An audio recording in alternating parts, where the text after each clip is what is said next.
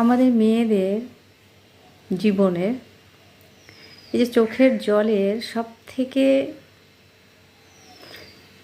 বেশি সাক্ষী কে থাকে জানেন?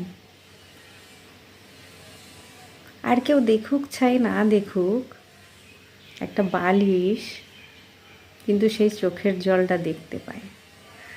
একটা সময় পরে মেয়েরা আর কাউকে দেখিয়ে চোখের জল ফেলে না, কারণ চোখের জল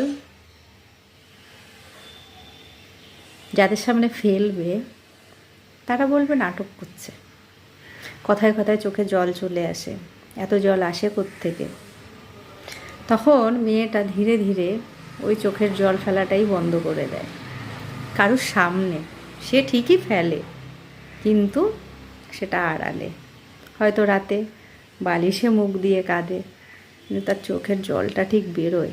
সে আগে দেখাতো, এখন কাউকে দেখায় না। সে চোখের জল লুকাতে শিখে গেছে।